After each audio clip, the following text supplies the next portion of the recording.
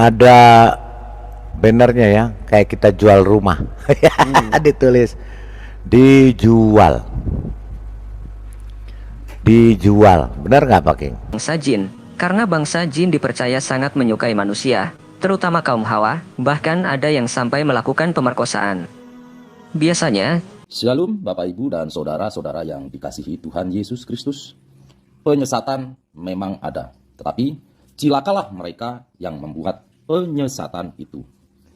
Iblis hadir menyerupai domba, tetapi oleh hikmat dan kasih karunia Roh Kudus yang menyertai kita, dari buahnya lah kita boleh mengerti dari pengajaran-pengajaran yang diberikan kepada setiap orang. Kita simak setiap video yang ada dengan membuka hati, membuka mata, dan membuka telinga, supaya kita beroleh pengajaran dan pembelajaran dari setiap apa yang boleh kita simak. Seperti Pak Daromes kan minta bantu di subrek, ini juga tolong dibantu di subrek ya. Linknya tadi ya. Oke, kita akan lihat benar nggak dijual. Kita dengarkan. Kalau menurut Mbak, masjid itu boleh dijual atau enggak? Iya. Baru dengar ya? Emang bisa ya? Soalnya menurut saya kan tempat ibadah, jadi kayak kurang pas aja. Oke, makasih ya Mbak. Kita mau tanya nih Mbak, kalau menurut Mbak, masjid boleh nggak dijual? Hah? Masjid dijual? Iya, masjid dijual boleh nggak Mbak? Kok bisa? Bro, ada orang yang lagi nongkrong bro. Dari tadi kan kita cewek terus nih, coba kita live tanya langsung, kira-kira masih dijual menurut dia gimana? Ayo bro.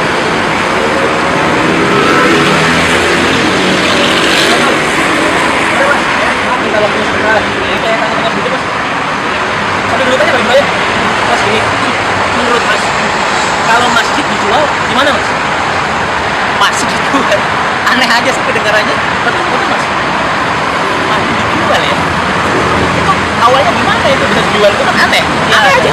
Berarti kalau menurut mas secara umum masjid dijual tuh hal yang aneh ya? Aneh banget. Aneh banget. Kok masjid dijual itu kenapa? Butuh uang? Atau tadinya diwakafin terus gimana? Atau gimana tuh biasanya?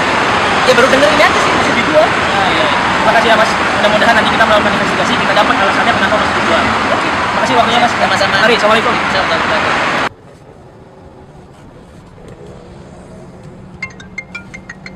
Nah, ini dia telepon. Halo bro. Posisi di mana? Ya kita udah Ya, di daerah jadi dekat ruko. ini sedang Oh, di dekat masjid ada sedang es kelapa. diselidiki ya. Oke. Ya udah, gua jalan ya, gua jalan. Benar nggak dijual apa enggak? lagi diselidiki. Bro, mana enggak? Mana ya? Ya, ya. Ya, ini Mbak. Ya, yang lain. Gimana, Bro? Ya, ini kan ada nih, Bang, itu masjid mau dijual. Nah, menurut Bang Rangga itu gimana ya kalau masjid mau dijual itu? Itu boleh atau enggak? Ya udah lama sebenarnya. Kalau gue saya udah ngasih, jadi mau bilang lewat gitu kan, saya lewat ini gitu. Ya udah, ini sebenarnya enggak ikut kan? Masih, belum nggak, saya urusan. Jadi Mas tadi mau tanya ke orang dulu atau gimana gitu. Oke, nanti kita sama tim kita persiapkan juga kemarin. Ya kita coba jalanin hari ini ya. Oke, thank you ya. Oke bro, ini kita udah di tempat nih. Kalau lihat memang bannernya juga besar tuh. Dia bilang Ada bannernya ya, kayak kita jual rumah. Ditulis dijual. Dijual. Benar nggak Pak King? Betul. Tulisannya jelas, gede-gede. Masjid dijual, luas tanah 420 meter, luas masjid 225 meter. Masjidnya sudah ada dan dijual. Kasihan ya, Iya. karena banyak yang murtad ya. Iya. masih dijual. Cuman kayaknya waktu udah mau sholat ya bro. Sekalian sholat dulu aja kita ya. Oke. Kita baru kita lanjut lagi ya. Oke ya, stay tune. حي على الصلاة.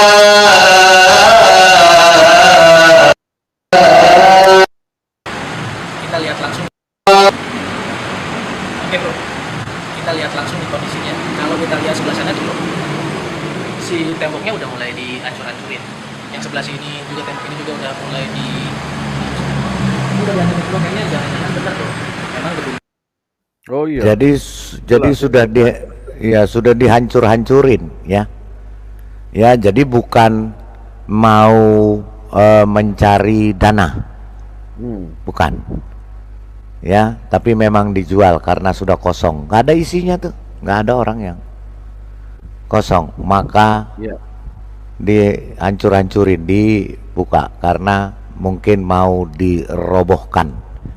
Mungkin dijadikan mall ya, atau dijadikan apa. Yang jelas dijual. Bukan dengan ada yang bilang oh itu teknik untuk cari ini, teknik marketing untuk cari donatur. Bukan. Oh iya. Ini bukan cari donatur, tetapi sudah dihancurin, sudah dihancurkan karena memang sudah dijual. Makanya sedang diselidiki kenapa mau dijualnya. Ini memang mau diratain untuk dijual. Justru yang bermasalah ketika Memang mau diratain untuk dijual, betul nggak? Betul. Bukan mau dibangun, tapi Iya. mau diratain Dijokul. untuk dijokul. Jual murah. Ya. boleh nggak sih tanahnya masjid ini dijual gitu kan? Sedangkan peruntukannya memang sebenarnya untuk kegiatan ibadah yang perlu kita investigasi. Alas kepemilikan dari tanahnya ini bentuk hibahkah atau hak kepemilikan atau seperti apa? Ya, jadi sedang diselidiki. Ya, itunya hak pemilikan apa diwakafkan atau dihibahkan, nggak jelas.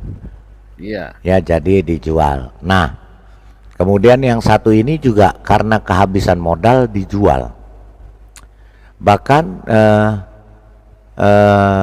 kabarnya sih ya, nggak tahu benar atau tidak, dijadikan rumah apa kos-kosan atau apa ya, yang ini kita dengar. Dana Masjid Putih Parno Mutak.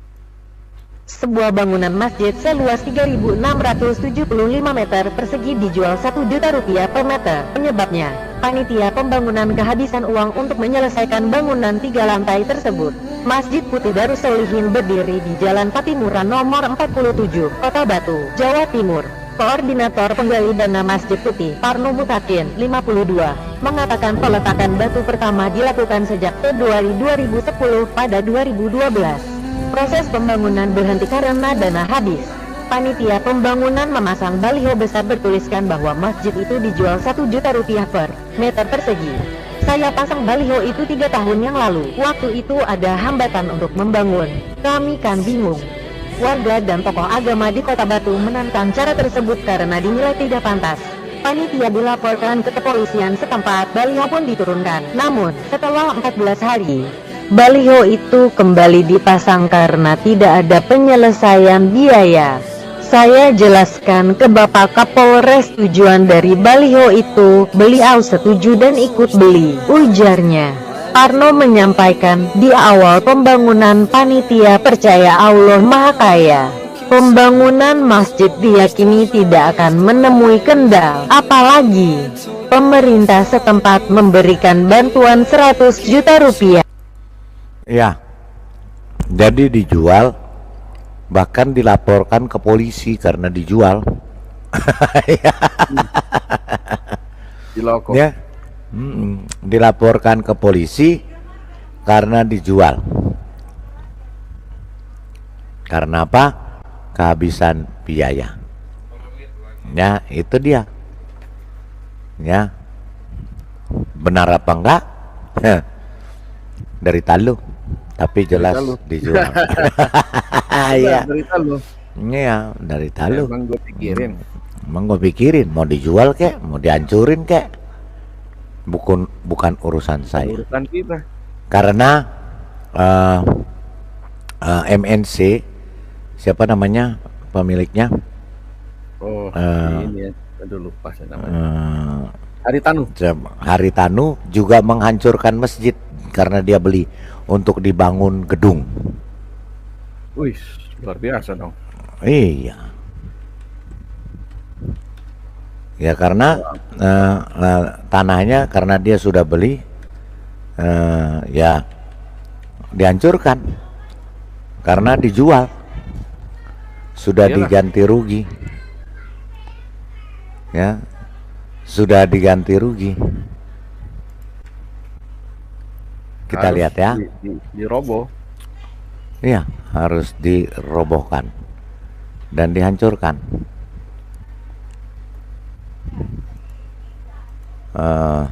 Sebentar ya, kita lihat. Karena memang sudah dibeli sama dia. Ya, sebentar. Mantap, mantap. Oh, iya. Ayo, ada yang mau jual lagi? Kita pasarin. Ada yang mau jual, silakan hubungi marketing kita. Ada apa? Iya, jadi itu ya. Jelas bahwa dijual, ya dijual, betul. Pasti. Ini Papa Agung, device not connected, tidak bisa diangkat. Papa Agung, device not connected. Keluar dulu, masuk lagi. Ya keluar dulu, masuk lagi ya. Nanti digondol ini apa jin, ifrit ya gitu loh, Pak. Jadi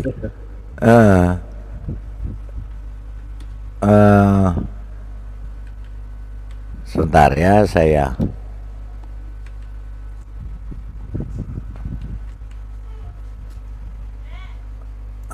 kita lihat ya.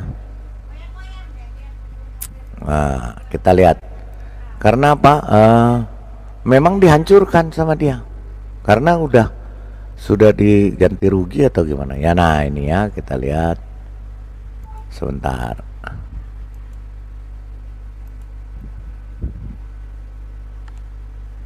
Wow, karena udah dibeli ya haknya dia dong, dihancurkan apa enggak ya.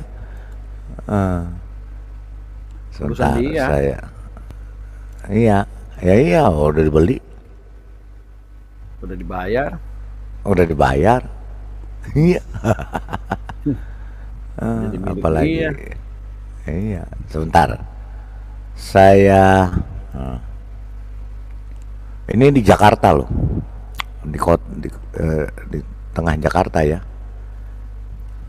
bisa dihancurkan karena memang dia sudah beli. Oke, ini kita lihat ya.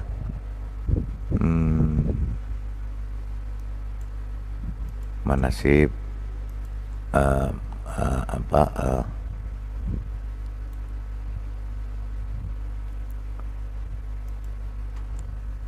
diberinya 1,3 katanya ya. Iya, 1,3 M. 1,3 M. Ini dia. Ini masjidnya.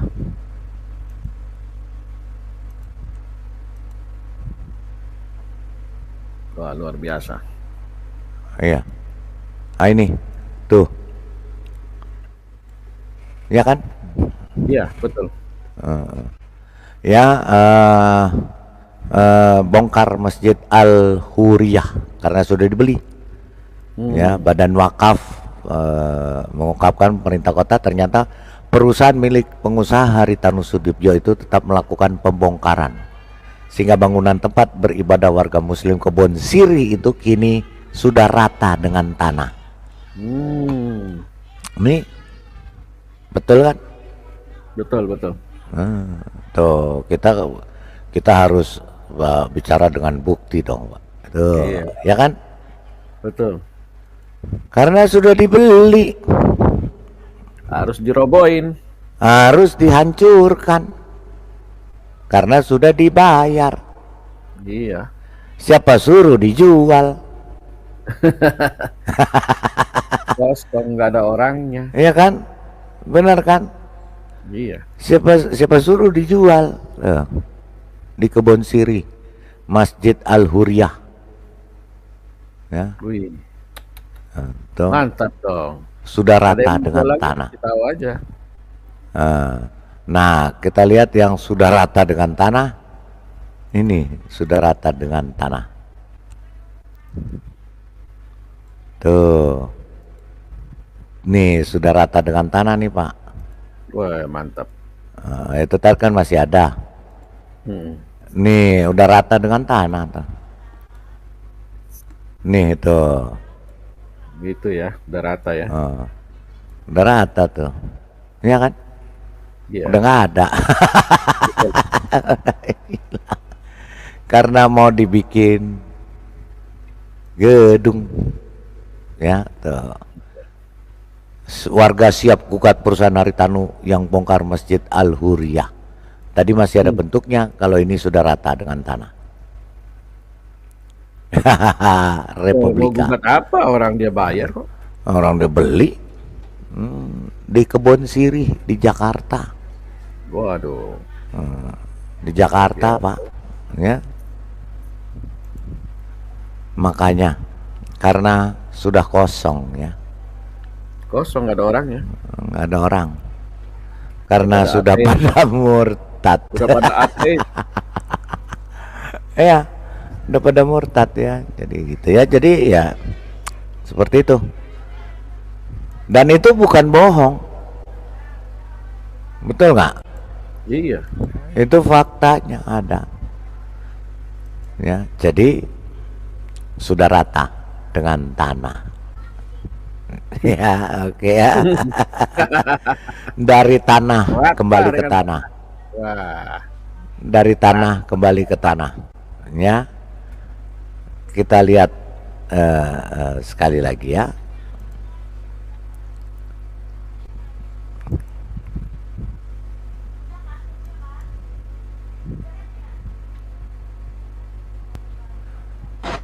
Kalau menurut Mbak, masjid itu boleh dijual atau enggak? Ya. Oke, bro.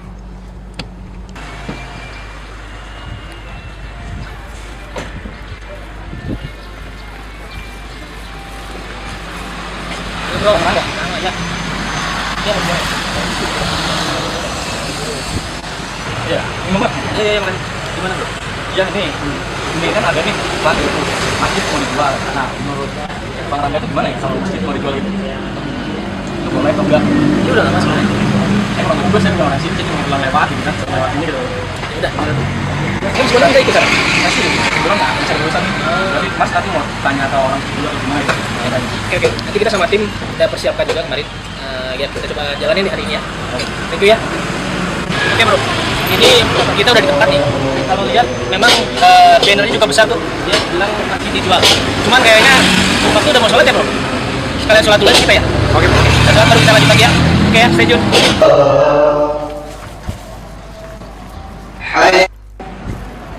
حي على الفلاح الله. Oke bro, kita lihat langsung di kondisinya. Kalau kita lihat sebelah sana tuh bro, si temboknya udah mulai dihancur-hancurin. Yang sebelah sini juga tembok ini juga udah mulai di. Udah lihat bro, kayaknya jangan-jangan bener tuh. Memang gedung ini memang mau diratain untuk dijual. Justru yang bermasalah ketika boleh nggak sih tanahnya masjid ini dijual gitu kan? Sedangkan peruntukannya memang sebenarnya untuk kegiatan ibadah yang perlu kita investigasi alas kepemilikan dari tanahnya ini bentuk hibahkah atau hak kepemilikan atau seperti apa?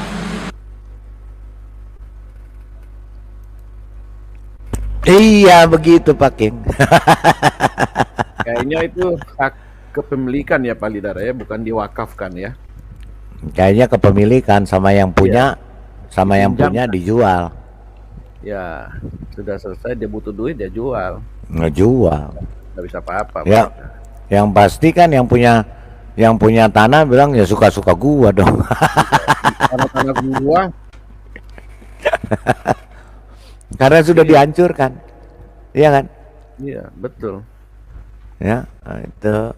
Ya jelas itu. Setuju saya itu Pak Lidara, itu benar banget. Ya, karena apa? Karena sudah dikatakan dalam Alkitab jangan menyembah Allah lain. Iya, benar. Allah lain itu berhala. Allah bangsa-bangsa berhala. Ya kan? Iya.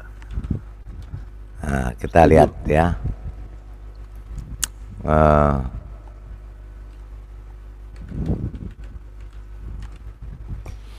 Kita lihat. Nah,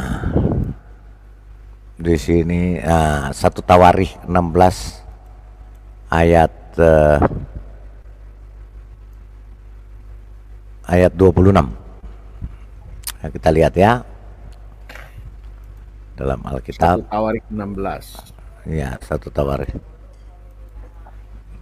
Tawarikh 16 ayat 26. Sebab segala Allah bangsa-bangsa adalah berhala, tetapi Tuhanlah Elohim YHWH yang menjadikan langit. Betul nggak? Betul apa betul? Betul. Itu ya.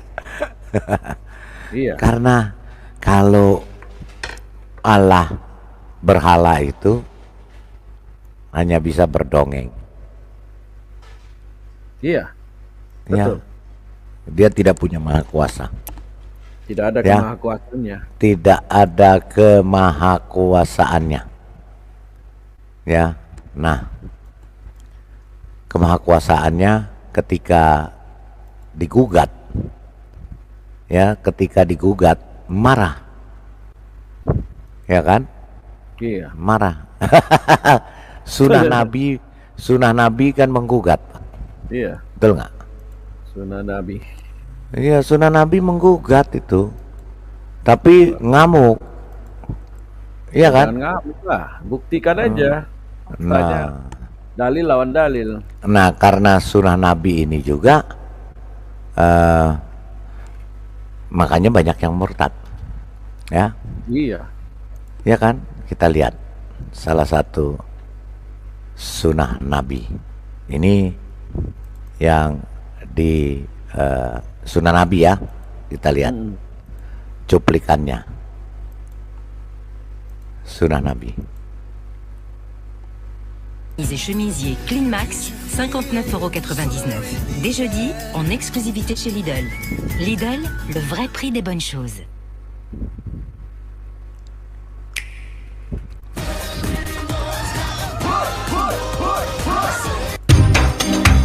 Ini 2 hari yang lalu, 2 hari lalu di-upload. Al-If berarti pembicaraan yang tidak benar. Peristiwa Al-If adalah tentang sebuah peristiwa di balik turunnya Al-Quran, Surat An-Nur, ayat 11-26. Tiba saatnya Nabi Muhammad dan pasukannya melancarkan Ghazwa, yaitu serangan militer yang dipimpin oleh Nabi sendiri. Untuk menutupi biaya hidupnya, ia harus melakukan ini beberapa kali dalam setahun. Merupakan kebiasaan bagi Nabi Muhammad untuk membawa salah satu istrinya bersamanya. Kali ini, dia memilih Aisyah untuk menemaninya dalam penyerangan terhadap suku Bani Al-Mustalik.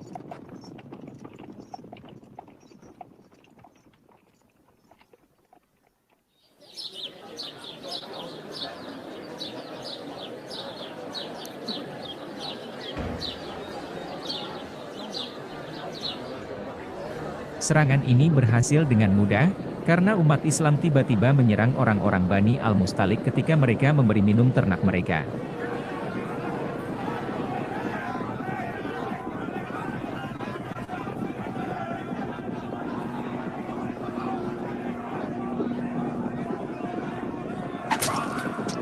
Sebagian besar pria dibunuh, dan istri serta anak-anak mereka diambil sebagai budak.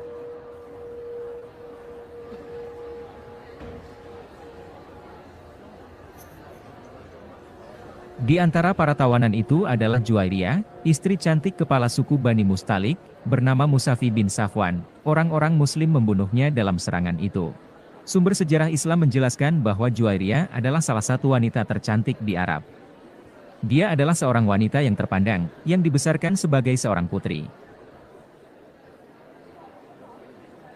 Aku benci wanita itu sejak pandangan pertama karena kecantikannya yang menakjubkan. Aku tahu apa yang akan terjadi jika suamiku, Nabi Muhammad, melihatnya. Wow, cemburu dia. Aisyah memang tepat. Nabi Muhammad segera mengangkat Juwairiyah dari budak menjadi istrinya. Hanya dalam waktu singkat, dia menambah 2 istri baru, Zainab dan Juwairiyah. Nabi Gaspol. dan pasukannya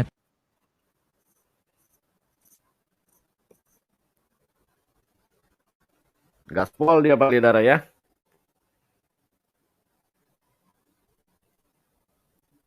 Shalom Pak Westerling, ya gaspol Pak. Gaspol. Cemburu, namanya perempuan Pak. Iya, Ya perempuan. pastilah cemburu. Iya, pasti. Gila, langsung tancap gas 2 ditambahin. Gaspol. Silakan. Kita tahu ya, sejarah Nabi ini betul-betul luar biasa ya. Dimana juga ada, saya pernah nonton ya, ada pembunuhan yang paling tersadis yang pernah ada di muka bumi, yang diperintahkan oleh sang Nabi ya. Ada perempuan tua diikat dan ditarik kedua arah sehingga tubuhnya tercabik-cabik. Itu sejarah dunia tidak pernah ada terjadi pembunuhan seperti itu. Ini betul-betul luar biasa. Namanya Kirva. Iya. Cerita Kirva. Pernahkah Pak Lidara dengar ada pembunuhan terjadi selain dari itu? Nggak ada. Itu sudah disiksa, dibunuh lagi.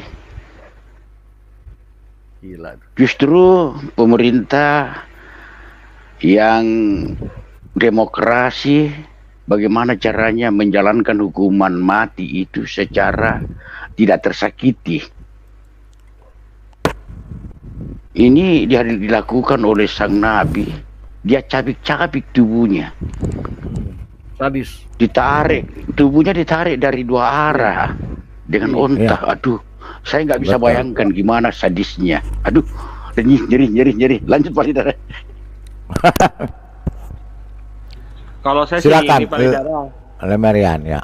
Ya, kalau kata orang Betawi, lu ngeliat yang bening, ya langsung mate lu. Iya. Tahu tuh. Loh, mana tuh mana si Rockstar?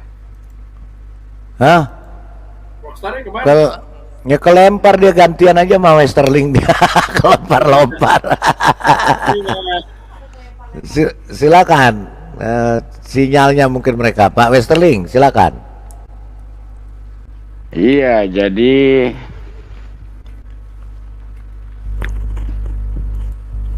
apa yang disampaikan oleh atau narasi-narasi yang disampaikan oleh sunnah Nabi, sepertinya dia mengambil sumber dari Islam itu sendiri, yaitu beberapa hadis dan Al-Quran.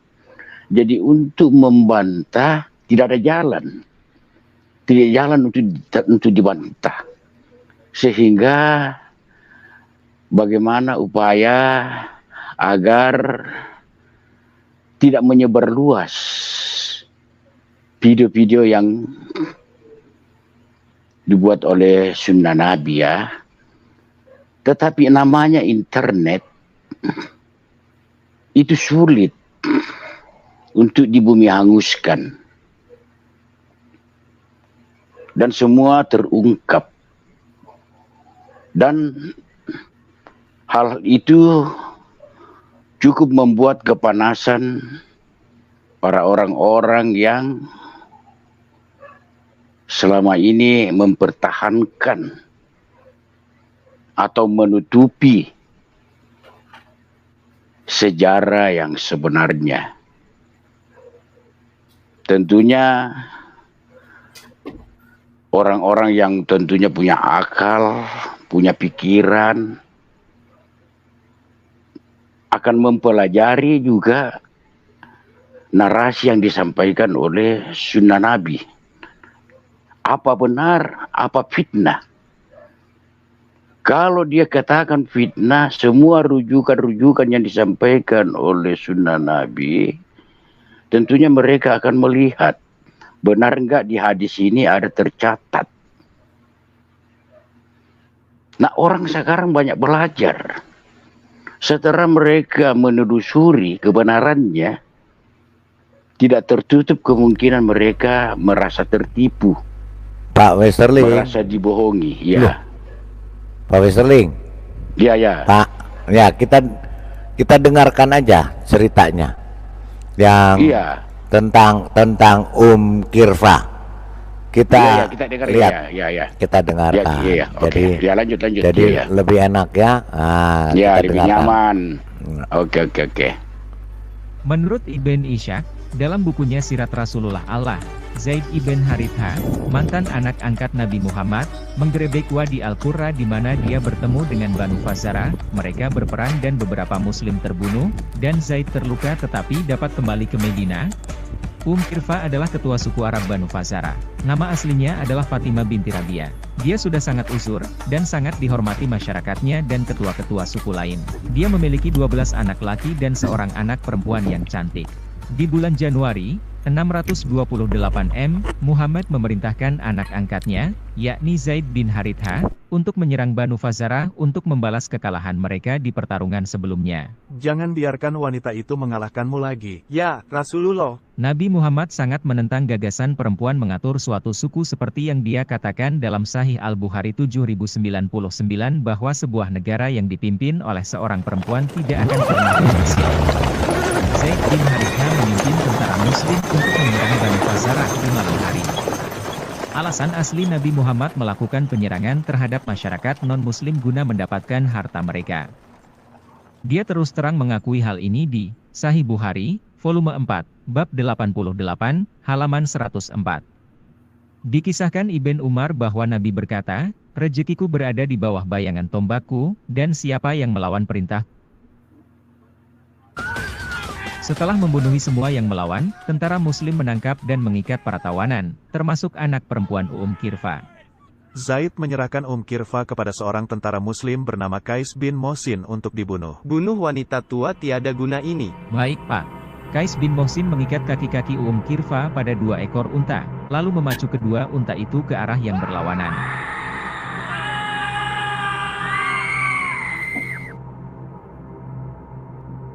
Wanita tua yang dihormati itu tidak tahan dengan siksaan ekstrim.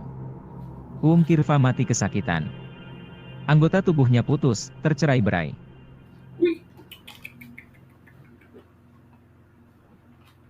Mereka lalu memotong-motong tubuhnya. Qais bin Mohsin menyerahkan kepala Kirfa kepada Zaid.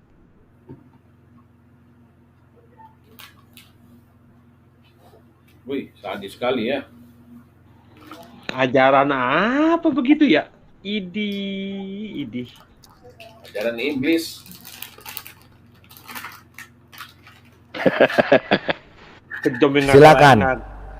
Silakan Pak Westerling, lanjut. Itu cerita Kirfa ya. Ya.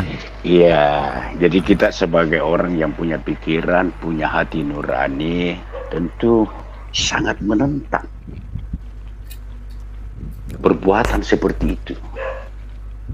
Kalau kita menganggap diri kita sebagai seorang manusia, apalagi kita didasari iman dengan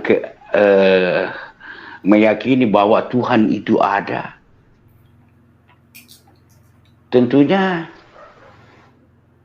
kita akan berpikir apa layak seorang junjungan yang diimani selama ini, yang ternyata perbuatannya begitu sadis. Meski bukan dia melakukan, tetapi dia adalah sebagai pimpinan, sebagai penanggung jawab. Marilah kita berpikir ya. Saya terus terang sangat beruntung. Tidak di jalan yang salah.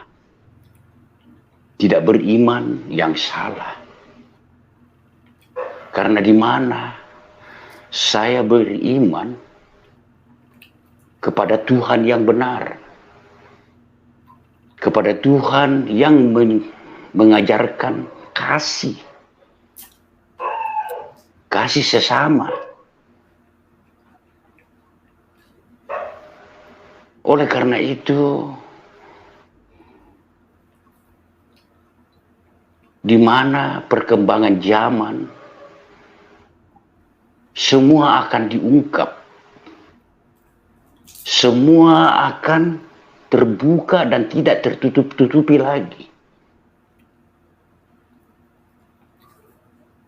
Orang akan berpikir, apa layak saya mengimani kepada junjungan ini yang banyak riwayat hidupnya tidak manusiawi.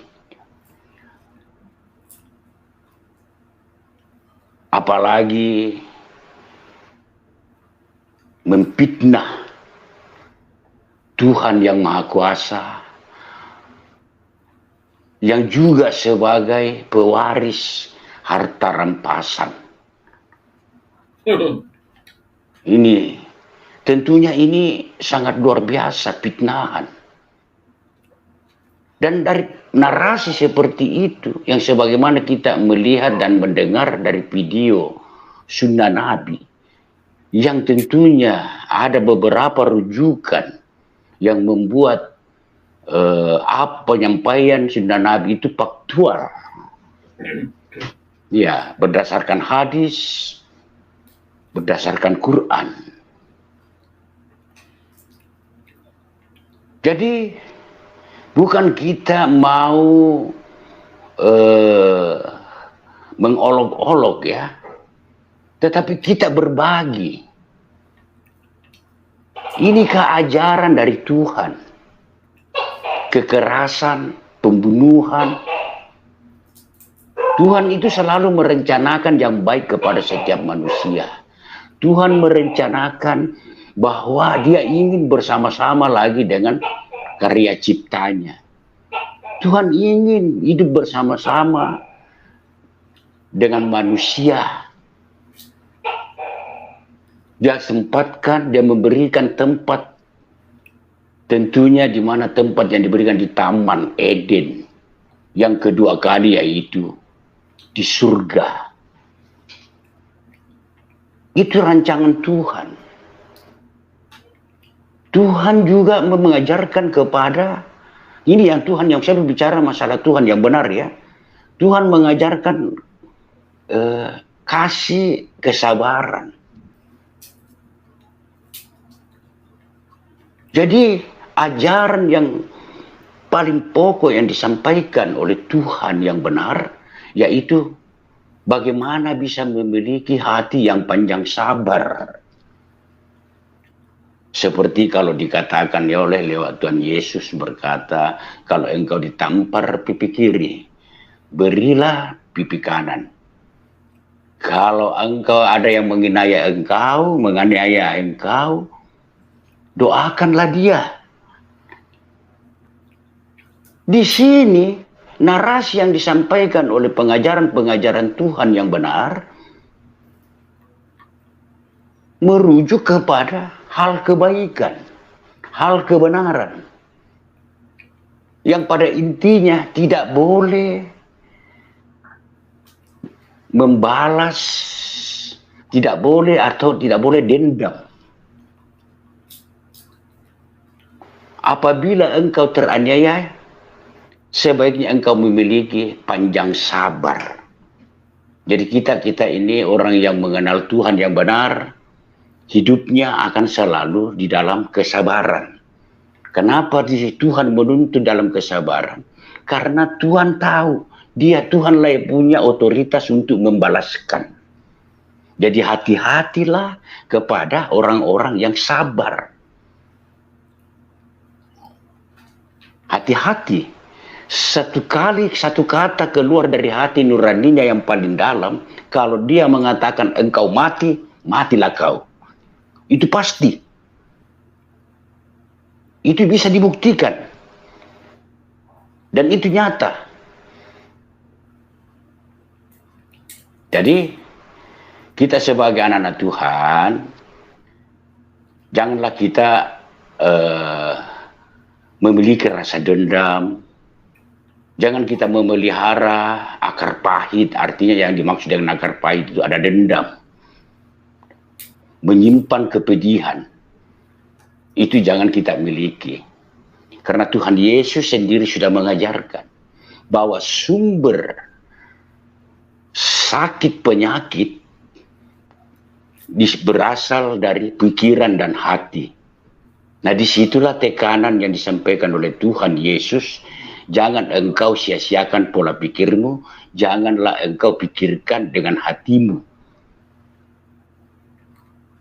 Oleh karena itu, di mana kita sebagai anak Tuhan, kita selalu merasa damai. Sehingga yang namanya penyakit itu tidak pernah mendekat. Karena penyakit itu bersifat roh.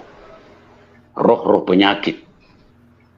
Jadi tidak akan berani mendekat ke kita karena ada penyertaan Roh Kudus yang selalu mendampingi, yang selalu menuntun setiap langkah kehidupan kita. Jadi kesimpulan yang saya sampaikan bahwa buka hati, buka mata, dan lihat mana ajaran yang sebenarnya. Mana sesembahan yang sebenarnya. Tuhan tidak pernah sedikit pun mau memberikan pengajaran-pengajaran untuk saling menyakiti. Apalagi membunuh, apalagi memerangi, apalagi merampok. Apalagi Tuhan ingin mengambil bagian dari hasil rampasan. Itu tidak ada. Itu Tuhan-Tuhanan itu. Oke, silakan. Makasih. Lanjut, Pak Dengkin David. Ya, silakan. Lemirian. Sebelum kelempar lagi dia. Oke. Ya, saya cuma bingung gini, Pak. Harusnya kalau sunnah Nabi itu menampilkan suatu data, harusnya bukan dilaporkan, tapi harusnya dijawab. Untuk menjawab bahwa data itu benar atau tidak, kan gitu harusnya. Karena dengan melaporkan itu apakah jadi menjawab bahwa data itu benar atau tidak, kan gitu.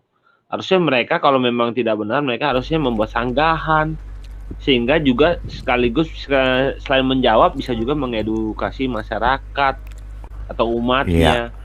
Nah, kalau seperti kayak gini kan tidak memberikan solusi juga, malah orang jadi semakin penasaran kan gitu. Ini benar apa enggak ya? Nah, kalau benar kan semakin orang jadi banyak yang sadar ya. Kalau kita sih senang-senang aja kalau begitu, kan gitu. Ya cuma harusnya kan mereka melakukan sanggahan. Sama seperti kita diberikan tuduhan-tuduhan segala macam, inilah begitulah, Yesus beginilah, begitulah, Paulus beginilah, begitu. Kita selalu memberi sanggahan dan kita berikan datanya bahwa Anda itu tidak benar apa yang Anda sampaikan, kan begitu, Pak Lidara. Lanjut, Pak Lidara. Iya, jadi apa yang disampaikan harusnya dijawab, disanggah. Apa yang disampaikan Sunan Nabi ini menyampaikan kan berdasarkan fakta, data, dan buktinya dari kitabnya sendiri, dari hadis-hadisnya sendiri, dari sumbernya sendiri.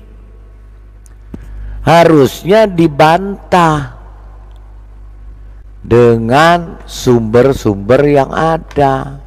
Itu baru namanya cerdas.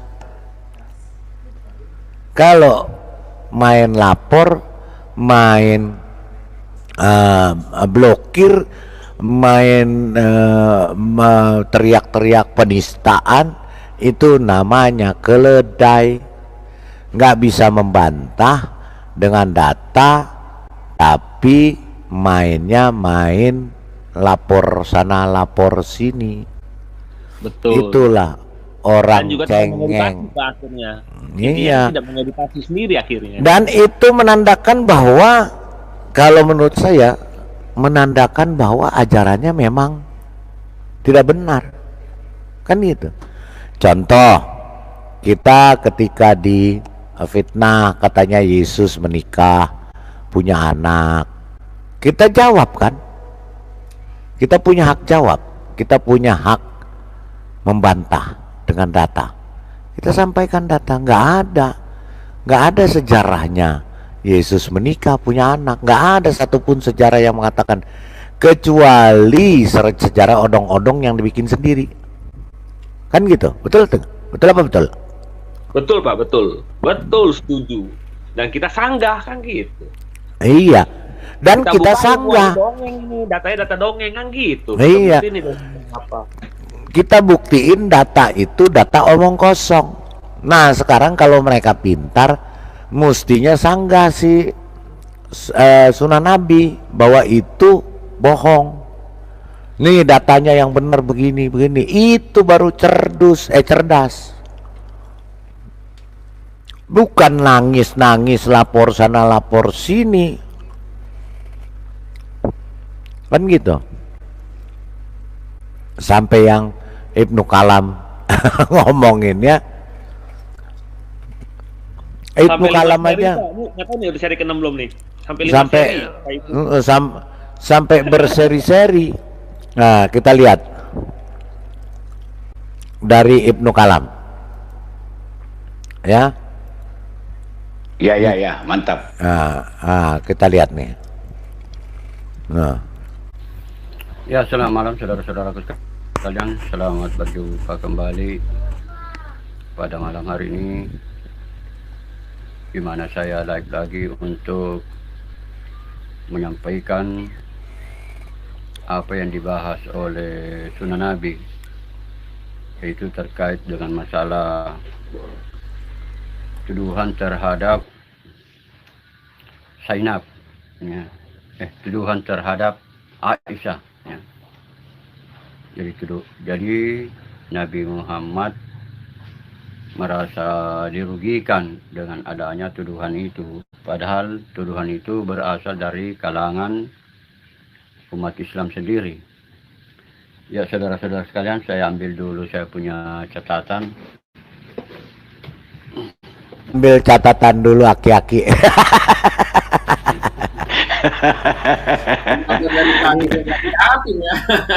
Cocok nih Pak. Jadi ini Pak, jadi pembicara nih Pak. Quran masa si penganut.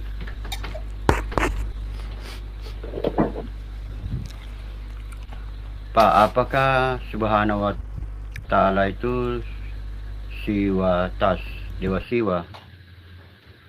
Ya, kalau kita membandingkan dengan adalah Rasulullah, utusan Allah, demikian pula setan adalah Rasulullah atau utusan Allah, kemudian manusia. Jadi manusia ada diangkat menjadi Rasul. Salah satu contohnya adalah Nabi Muhammad Sallallahu Alaihi Wasallam. Mari kita lanjutkan. Kemudian pembahasan tentang setan, seperti saya katakan tadi, menurut ajarannya Nabi Muhammad, setan itu ada di dalam pembuluh darah manusia. Jadi lakukan karena kebingungannya Nabi Pak Ibnu Kalam miara ayam ya di rumah. Anak ayam. Ya, miara ayam dia tuh. Muhammad memanggil Ali bin Abi Thalib dan jadi ada Aisyah, ada yang laki-laki yang menolongnya itu. Nah, di dalam dirinya itu masing-masing ada setan.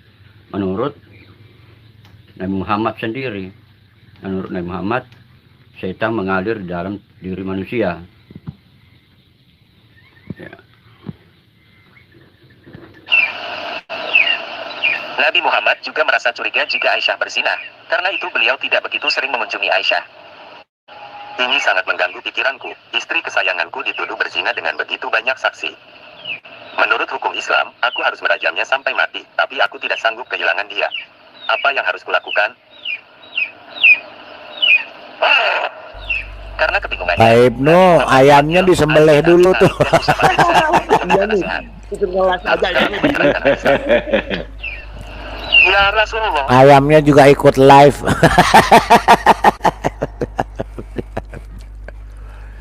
Ya. Jadi nggak dibalas dengan data. Mestinya dibantah dengan data. Pak Ibnu saja mengatakan begitu. Bantah dong dengan data. Bukan teriak sana teriak sini. Main itu flying victim. Itu bodoh, ya kan Pak King? Gitu. Silakan Pak King. Ya, Palidara, kalau dia orang pintar kayak begitu, dia orang menjadi Kristen. Iya, iya. Ya kan? Kalau dia orang pintar itu yang seperti Palidara ngomong tuh, seperti Rockstar ngomong, ya mereka sudah jadi Kristen. Justru karena mereka dalam keadaan botol, bodoh dan tolol, jadi main lapor-lapor saja. Itulah ilmu mereka. Itulah keilmuan mereka yang mengandalkan Bareskrim adalah Tuhan mereka. Nah itu tidak maju. Kapan mau maju kalau begini? Ya nggak maju-maju. Kita misalnya dibilang Yesus menikah, Rasul Paulus penyesat, kita bantah dengan dalil. Betul nggak? Ya. Ketika dibilang Alkitab itu palsu, kita bantah dengan dalil. Betul. Bukan main lapor, bukan nangis-nangis. Itu mah banci. Nah, giliran orang dia sendiri, seukuannya sendiri, hantam dia punya ajaran sendiri, nangis-nangis juga. Lapor juga, bayangkan. Orang seukuannya dia main lapor juga. Padahal kalau yang cerdas itu kan dipelajari dan dibantah dengan dalil juga. Ini salah. Yang benar itu begini. Tapi ini bukan, malah main lapor ya. Ini kita sudah lihat kan. Mereka ini memang bani cengeng. Bani gombal.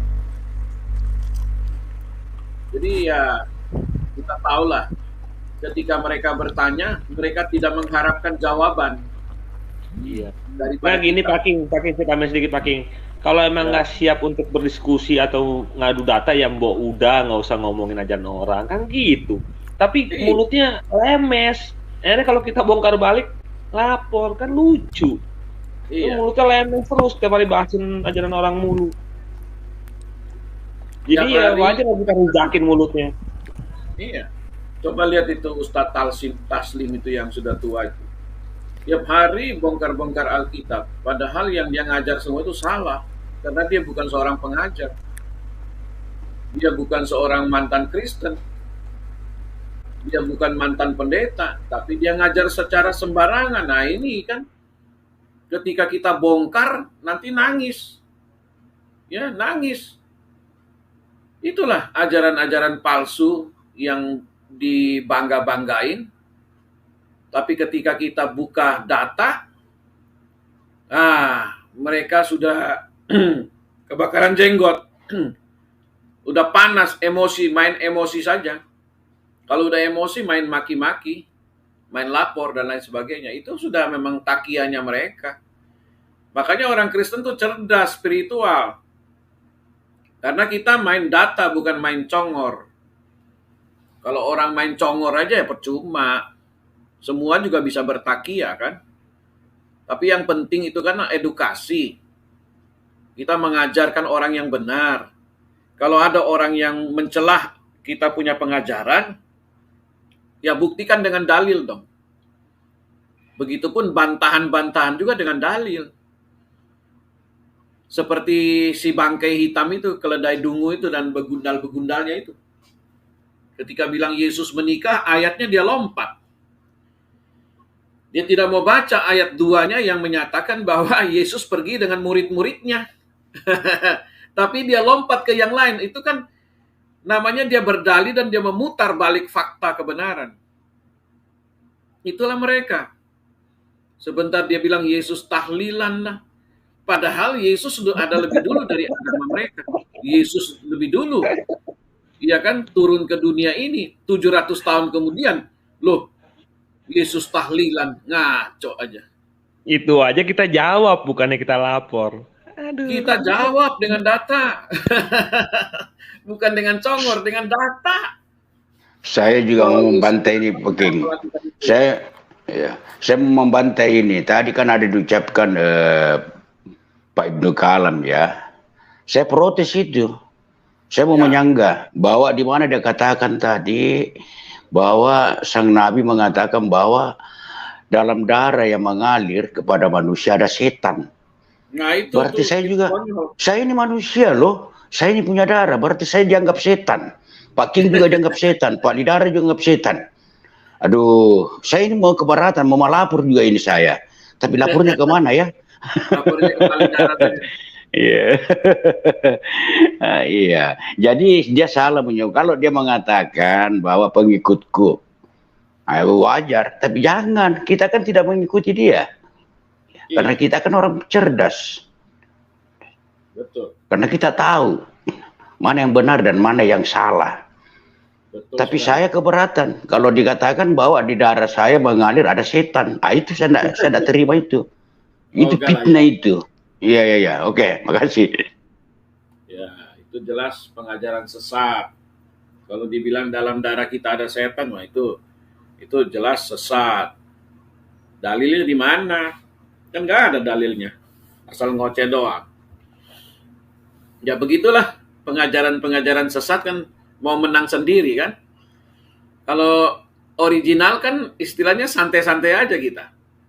Tetapi kalau yang palsu kan ingin nomor satu. Makanya dengan segala cara mereka gunakan. Iya, makanya Pak Ibnu dia hebat. Dia malah bilang begini, kita dengerin ya. Nih, dia malah hebat tuh. Kita dengerin. Tahu juga ajaran Islam. TV-TV swasta yang ada di Indonesia. Wartawannya itu yang mewawancarai ulama juga tidak tahu Al-Quran, karena ikut-ikut memanas-manasi supaya dihukum itu channel-channel Sunnah Nabi. Kalau kau merasa diserang oleh Sunnah Nabi, kau pakai itu dalilnya Sunnah Nabi. Dan kau jelaskan. Kalau saya mampu jelaskan. Tapi saya mau lihat dulu kemampuannya ulama Indonesia ini. Saya mau tahu dulu. Soalnya ini Pak Lidara. Saya sengaja betul juga ini betul. Minum kencing onta itu. Iya. Di timeline-nya itu. Iya, minum kencing onta. Justru Ibnu Kalam dia mampu membantah, tapi dia mau tahu dulu nih, yang katanya ustadz-ustadz yang hebat bisa nggak membantah? Malah cuma ngelapor-lapor. Betul nggak? Wartawan sekarang udah nggak pakai kode etik jurnalistik Pak, kode etik kadrunik. Kita dengerin lagi. Pernah terjadi ada orang ulama Islam bangga dengan perbuatan itu. Dulu itu saya sudah jelaskan saudara-saudara sekalian bahwa hadis tentang minum kencing onta itu kaitannya dengan pencuri ternak, dan terbukti. Coba Anda lebih lengkap itu di Sunnah Nabi itu. Jadi penjelasannya tentang bagaimana prosesnya pencurian minum kencing onta itu. Minum kencing onta itu dikhususkan kepada pencuri ternak itu. Ada ulama Islam di Indonesia bangga dengan minum kencing onta. Berarti ilmunya itu sama saja dengan yang minum kencing onta di zaman Nabi itu. Dan itu ulama yang dihebat-hebat. Ulama yang dihebat-hebatkan itu ya. Wah, ulamanya habis diserang sama. Wah, informasi baru nih Pak. Ternyata kencing onta tuh dari buat hukuman aslinya. Iya. Kan dulu oleh 7 juta umat Islam. Temannya Habib Rizik. dia bangga dengan minum kencing onta. Dulu saya hanya mampu menjelaskan bahwa, oh, saudara-saudaraku, jangan kau lakukan itu. Karena itu hadis itu ditujukan kepada pencuri ternak. Wah, lo. Nah, lo. Sekarang dengan munculnya sunnah Nabi yang bilang, makanya dia ikutin sunnah Nabi.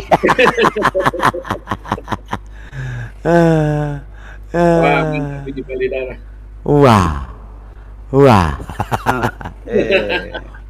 Channel sunnah Nabi lengkap di situ. Lengkap. Dia punya dalil-dalil. Tuh dalilnya lengkap. Dulu saya hanya mampu menjelaskan bahwa, wah, oh, saudara-saudaraku, jangan kau lakukan itu. Karena itu hadis itu ditujukan kepada pencuri ternak. Nah, sekarang dengan munculnya channel sunnah Nabi lengkap di situ. Dia punya dalil-dalil. Sudah lebih lengkap lagi. Banyak masih perlu lagi dilengkapi supaya tidak melecehkan atau merendahkan ajaran Nabi, ajarannya Nabi Muhammad. Tapi bahwa peristiwanya itu ada, peristiwa itu ada. Nah, itu dan orang yang minum kencing onta itu kebodohannya sama dengan orang yang di zaman Nabi itu. Bodoh memahami hadis. Bodoh memahami hadis. Bodoh. Bodomi. Bodomi. Ya. Bodomi. Ya, itu. Ya, kita dengar lagi ya. Bodoh memahami Al-Quran. Ulama itu, ulama Indonesia yang minum kencing onta itu. Bodoh kali kau. Sudah bodoh, hidup pula. Aduh, ya, kacau. itu. Jadi tadi ada yang mengingatkan saya, saudara-saudara sekalian, di kolom komentar, Pak Ibnu, hati-hati menjelaskan, tidak usah, batalkan saja karena itu sangat sensitif. Oh, saya tidak takut. Loh. Tidak takut. Tidak takut ya. Karena kebenaran tuh. Iya. Aduh. Ternyata Kebenaran. Orang yang curi hewan itu yang suruh minum kencing onta ya. Iya. Hukuman, akhirnya buat hukuman. Kenapa mereka mau minum? Berarti mereka curi hewan dong. Saya demen kata-kata Pak Ibnu tuh, orang yang minum kencing onta dan orang yang bodoh. Dan salah memahami hadis. Aduh. Kelas bodoh. Tidak mengerti hadis dan tidak mengerti Al-Quran katanya. Gitu loh. Ya. Itulah kasihan. Ya. Mereka kasihan. Saya mau terima kasih dulu Patrick super stikernya. Terima kasih, Tuhan Yesus memberkati. Haleluya. Ya gitu ya. Jadi makanya si Pak Ibnu Kalam sendiri pusing. Harusnya data dilawan dengan data, kan betul. Daripada cuma ngomongin dongeng-dongeng ini, dongeng lah Sulaiman karpet terbangnya 37 kilo. 97 kilometer. Itu iya, kan 97 kilometer. Itu kan lawak-lawak. Iya. Lebih besar dari kota Jakarta. Nah. Bagaimana itu palidarah biji iya. Mana? Biji mana? Nah, jadi mendingan daripada dongeng kayak begini nih. Kita dengerin ya. Dongeng-dongeng yang yang nggak masuk di akal, ya, dongeng yang nggak masuk di akal malah dipercaya, ya, kayak gini. Ini dongeng-dongeng nih, ya. Ada lah zaman Nabi Nuh ada HP. Ponsel Nabi Nuh Peristiwa Nabi Nuh alaihissalam memanggil anaknya untuk naik ke perahu itu terdapat dalam Al-Quran, yang mana Allah Subhanahu wa Ta'ala berfirman, dan bahtera itu berlayar membawa mereka dalam gelombang laksana gunung, dan Nuh memanggil anaknya sedang anak itu berada di tempat yang jauh terpencil. Hai anakku, naiklah ke kapal bersama kami dan janganlah kamu berada bersama orang-orang kafir. Al-Quran Surat Hud ayat 42. Terdapat klaim mengenai penemuan alat komunikasi berupa ponsel yang digunakan Nabi Nuh alaihissalam dan anaknya. Nabi Nuh alaihissalam tentu saja ingin menyelamatkan putranya dari banjir bandang. Beliau mengajak putranya turut serta dalam kapalnya. Hal tersebut diperkuat dengan pernyataan Dr. Yves Ornek. Boleh mengungkapkan bahwa ia yakin bahwa keduanya menggunakan teknologi serupa telepon saat berkomunikasi. Sebab ya, kan dongeng-dongeng. Iya. Masa zaman Nuh udah ada HP, providernya siapa? BTS-nya siapa? Lawak-lawak. Hah? Iya kan? Iya. Betul. Iya. Udah ada Lawak-lawak. drone lagi Palidaran. Iya, ada drone lagi. Bulan matahari nggak ada salah apa-apa masuk neraka. Aduh. Iya. Ya, kenapa ini semut lah bisa bicara? Ya, itu loh. Ya. Ya. Kalau ada semut bisa bicara, aduh, itu takiannya keterlaluan tuh.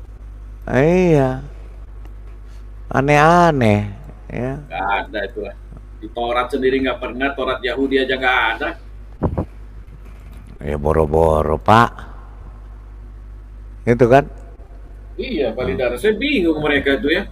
Makanya waktu itu pernah si karburator bocor, M. Ali itu, dia bilang begini, bahwa Nabi Musa, dia katakan Nabi Musa itu adalah orang Israel, orang Ibrani, berbahasa Ibrani, lalu sama Allah SWT diterjemahkan ke dalam bahasa Arab. Berarti kitab dia terjemahan dari bahasa Ibrani. Dan Tuhannya berarti penterjemah. Dia penterjemah. Apakah udah disumpah belum tuh? Nah, itu yang saya tangkap itu, Pak. Penerjemah. Gimana itu? Ya penterjemah kan harus disumpah. Kalau nggak sah. Nah makanya Palidara itu kan pengakuan langsung dari Menahem Ali, yang namanya Menahem Ali itu sebenarnya Muhammad Ali kan, Profesor Karburator Bocor itu bagaimana itu? Iya. Ya itu memang. Bohong mereka kan, pendusta aja mereka itu.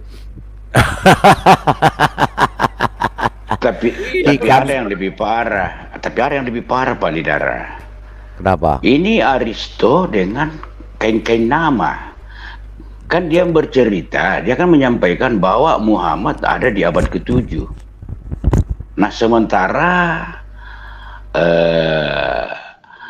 kitab Injil Barnabas ada di abad ke-11. Mereka mengatakan bahwa ternyata ada selisih 5 tahun. Jadi 1 abad 1 tahun ya. Sekolahnya di Disitulah letaknya kebodohannya mereka. Iya, jadi di 5 abad itu 5 tahun. Ini Aristo dengan kain nama ini yang mengatakan begitu. Bang Westerling, yang lebih blow lagi yang ngiyain. Kan ditanya, iya kan? Iya. Nah itu yang lebih blow tuh yang ngiyain tuh. Waduh.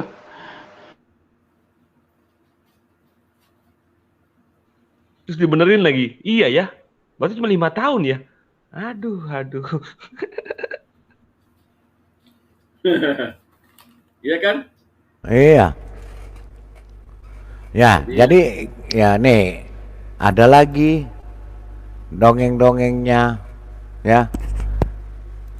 Kita lihat yang perempuan jangan dengerin. Karena perempuan itu sudah diperkosa jin. Ini juga kita lihat. Ya, bagaimana perempuan yang suka bersolek artinya dia sudah diperkosa jin. Ini kan lawak-lawak. Kita sering mendengar kisah seorang wanita yang telah diperkosa oleh jin. Disebutkan, setiap wanita yang telah diperkosa oleh jin memiliki ciri-ciri tertentu yang tidak biasa. Allah menciptakan jin dan manusia untuk hidup berdampingan, namun dengan dimensi dan alam yang berbeda. Pada umumnya, manusia tidak dapat melihat sosok jin, kecuali orang-orang yang lahir dengan karunia khusus, seperti kemampuan spiritual dari Sang Pencipta. Namun, berbeda halnya dengan bangsa jin itu sendiri, yang dapat dengan mudah melihat keberadaan manusia. Oleh karena itu, setiap insan manusia, khususnya para wanita, harus lebih berhati-hati terhadap bangsa jin, karena bangsa jin dipercaya sangat menyukai manusia, terutama kaum Hawa, bahkan ada yang sampai melakukan pemerkosaan. Biasanya, wanita yang telah diperkosa oleh jin akan mengalami sejumlah ciri-ciri tertentu. Mereka sering bermimpi didatangi oleh sosok laki-laki, baik yang sudah dikenal maupun yang tidak dikenal sebelumnya. Wanita tersebut akan meninggalkan sholat dan mulai menjauh dari Allah. Mereka seringkali suka berlama-lama saat mandi, dan yang suka lama-lama saat mandi itu berarti udah diperkosa jin. Jin Ifrit. Jin Ifrit. Ya, itulah aneh-anehnya ya. Aneh mereka ya. Ya makanya. Iya. Percaya yang begitu-begitu. Suara azan iblis lari sambil melempas kentut lebih besar dari suara azan. Bagaimana cerita? Bagaimana ceritanya? Makanya. Coba masuk logika? Nggak masuk. Nggak masuk logika. Iblis mendengar suara azan lari sambil melepas kentut. Dia punya kentut lebih besar daripada suara azan. Wah, ini kan pembodohan namanya. Coba Kentut. Muslim pakai otak lah kalian. Ya, Jangan kalau logikanya kayak gitu, Paking. Kalau logika kayak gitu, berarti selama ini kalau kita lagi dengar waktunya azan, yang kita dengar itu azan apa kentut? Nah, Kan bingung itu juga kita. Berarti kan kentut iblis, kentut setan lebih besar dari azan. Berarti yang kamu dengar kentut setan. Itu kan begitu, ada dalilnya mereka. Coba, apakah mereka punya otak berpikir tentang itu? Satu saja dalil begitu aja mereka nggak bisa berpikir. Berarti memang mereka ini otaknya sudah kosong, seperti Palidara bilang. Otak mereka sudah terbuang ke WC. Jadi sekarang otak kosong, nggak ada. Iya, Taklid betul. buta. Itulah mereka lah, umat taklid buta. Semut lah mademin api. Kita dengerin. Hah? Semut? Iya, semut madamin api, Pak. Bagaimana cara orang semut kasih korek api gini mati dia kabur? Makanya, Pak. Inilah yang aneh-aneh. Semut segede gajah kali Palidara. Kita dengerin. Memang ajaran Islam ini aneh-aneh. Kobaran api yang telah disiapkan Raja Namrud. Terdapat 2 ekor binatang yang turut berperan, yakni semut berpihak Ya, kita dengerin. dilempar hidup-hidup ke dalam kobaran api yang telah disiapkan Raja Namrud. Terdapat 2 ekor binatang yang turut berperan, yakni semut berpihak pada Nabi Ibrahim alaihi salam dan cicak berpihak kepada sang Raja Namrud. Semut harus susah payah berlari-lari membawa butiran-butiran air yang ada di mulutnya. Untuk memadamkan kobaran api yang membakar tubuh Nabi Ibrahim alaihi salam, seekor cicak justru sibuk meniup-niup kobaran api tersebut, agar berkobar lebih besar. Tentu kedua tindakan hewan ini, tidak ada pengaruhnya terhadap kobaran api itu. Kemudian seekor burung berkata mewakili keheranan semua binatang yang menyaksikan peristiwa tersebut. Tidak mungkin setetes air yang ada di mulutmu itu mampu memadamkan kobaran api yang sangat besar, ucap si burung. Namun kemudian semut menjawab, memang air ini tidak akan bisa memadamkan api itu. Tapi semua ini kulakukan paling tidak Allah subhanahu wa ta'ala akan melihat bahwa aku berada di pihak yang mana. Jadi semut udah tahu nggak mungkin. Kan aneh-aneh. Iya. Udah tahu nggak mungkin bawa air untuk madamin api. Cuman dia mau nunjukin bahwa saya nih berjuang. Tadi ngobrol sama guru pakai bahasa apa Palidara tadi? Bahasa isyarat, Pak. Wih, ini kadrun otaknya jalan dikit kan? Iya. Semut bawa air, cicak tiup-tiupin api jadi gede. Waduh. Bagaimana itu ajaran apaan itu ya? Sejak kapan ya cicak bisa niup ya? Iya, itu kan segede apa ya paling tidak? Segede dinosaurus kali ya, cicaknya itu. Jadi kalau memang cicak bisa tiup-tiup, lagunya begini.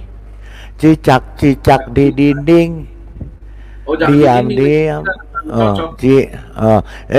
Cicak-cicak merayap. Bukan cicak-cicak di otak kadrun, diam-diam merayap. Datang seekor nyamuk, lalu ditiup. Ya, itulah aneh. Ya, itu aneh-anehnya ya, makanya. Aneh itu Valida, sangat aneh itu menurut saya. Lagi pula orang masa si Batu iseng curi bajunya si Musa waktu Musa. mati. Ceritanya itu saya bingung itu cerita itu. Gimana dia ngambil bajunya? Apakah Batu punya kaki? Nanti punya kaki, punya mulut Pak, punya tangan malah Pak. Nah sekarang yang Batu punya kaki, punya tangan itu hanya 8 biji, gimana? 8 biji batu kerikil. Gimana punya mulut? Ya itulah. Ya sudah. Gaib. Daripada kita ini ya, oke. Daripada kita jadi tambah bodoh ya. Cukup aja kita tahu. Ya jadi kembali lagi ya. Jadi memang kita sudah buktikan bahwa memang masjidnya dijual ya, Pak King, saudara-saudaraku yang di live chat. Jadi bukan apa-apa, bukan ada yang lain selain daripada dijual. Karena memang sudah tidak ada lagi yang dan sudah tidak mampu lagi, makanya masjid dijual. Tidak ingin mencari sumbangan untuk membangun kita dengar. Sebuah bangunan masjid seluas 3.675 meter persegi dijual 1 juta rupiah per meter. Penyebabnya, panitia pembangunan kehabisan uang untuk menyelesaikan bangunan 3 lantai tersebut. Ya, dijual. Kemudian ini juga dijual, ya. Kita lihat, ini dijual, ya, karena sudah dihancurkan.